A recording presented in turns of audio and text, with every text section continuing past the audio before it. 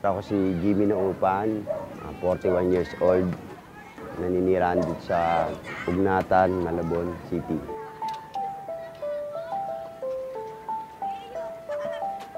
Noong 1998 po, nung aksidente ko sa isang machine shop sa Valenzuela.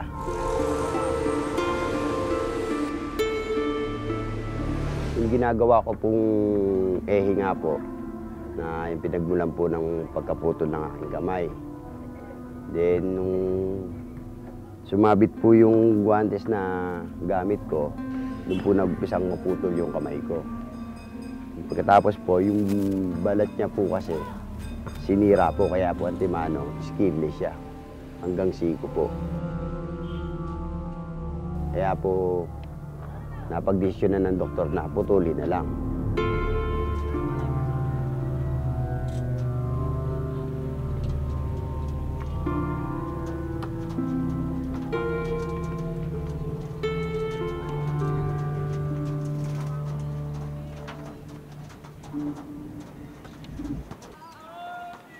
Kasi mabilis din yung pangyayari.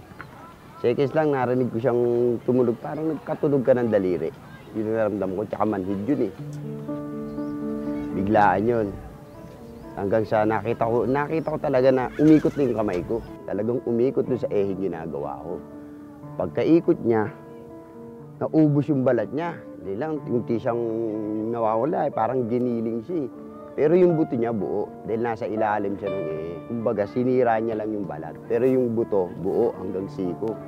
Buo siya. Kaya nung naiangat ko siya, hindi ko na siya naibaba.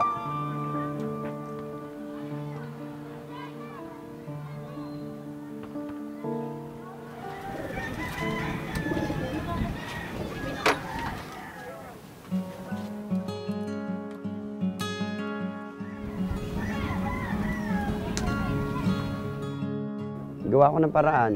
Nagsimula ako sa umpisa uli. Na kung paano kumawak ng martilyo, lagare, yan, pinag-aralan ko yan. Pero ang unang pinag-aralan yung magsulat kasi kailangan pipirma ka.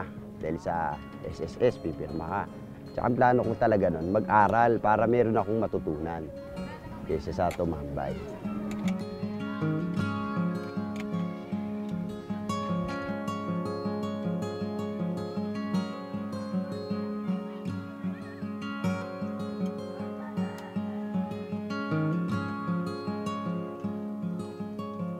Ito, inassemble ko siya.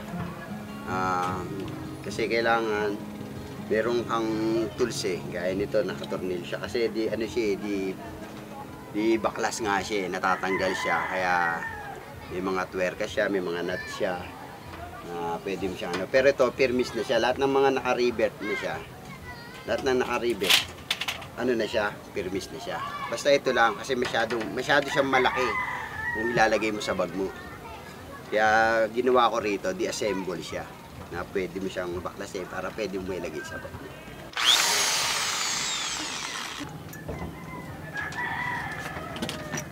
Gamit ko rin yung paa ko pagka nagagawa ko.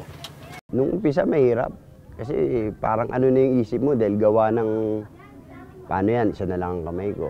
Unang-una, paano pa ako makapagtrabaho. Lahat nawalan ako ng gana. Hindi ko na paano kaya yung pamilya ko. Yun ang nasa isip ko noon. Hanggang sa nag-isip ako, total isang kamay lang naman nawala sa akin. Sabi ko siguro hindi naman din pinahintulot ng Diyos na ma-aksidente nga ako. Kaya sabi ko nga, kaya ko to. Yung ibang parte nito, gaya nito, dito to sa aluminum to na galing sa aluminum glass ng Jalousie. Ito yan yan siya nilagari ko siya, pinagtyagaan ko siyang lagariin. Ito yan, yung pinang-ikot ko rito, ito siya. Yan, hindi siya kinakalawang, umido lang. Yan. Pero mas magandang gamitin yung aluminum kaysa bakal. Tsaka yung aluminum magaang para madali ko siyang may gagalaw, may kikilos. Kahit saan ko siya i-weigh pwede. Kasi kailangan dalawa ang gagamitin mo. Kasi nga, panghinang tsaka yung soldering pump, di kaya yung pingga. Hindi mo na siya pwede iumang dyan na itutusok mo siya. Kailangan, babaw na mo muna siya ng barena. Baga bubutasan mo siya. Yan. Kasi madulas siya eh. Kailangan merong siyang butas-butas.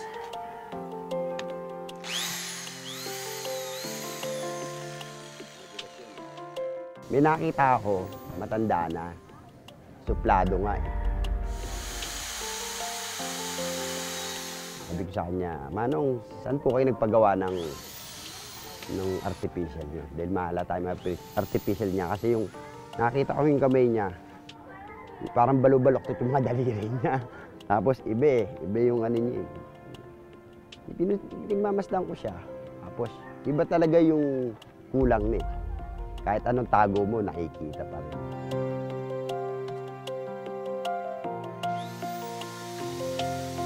Hanggang sa akin, naibigan ko siya. Yun. Kumuha ko sa kanya ng idea. Dali lang yan, sabi sa akin.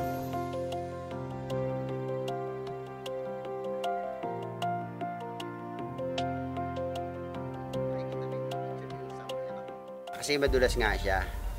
Kaya ako nga siya binutas-butas eh. Tapos may goma siyang ganyan. Lalagyan ko ngayon siya ng ano. Tsaka, suot ko yun eh. Baka mamaya doon nakaharap yung palad ko eh. Tawag gaya niya no. Dapat ganun lang siya. Steady.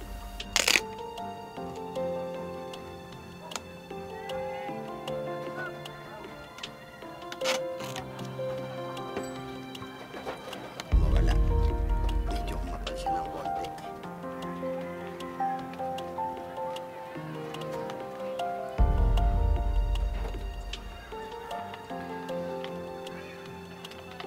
Kilala kong matanda na ganito. Sabi minsan natatawa ako sa kanya. Kasi minsan marot siya. Pag nagkikita kami, gusto mag-a-appear pa kami. Hablutin ng hanto, mag-a-appear kami.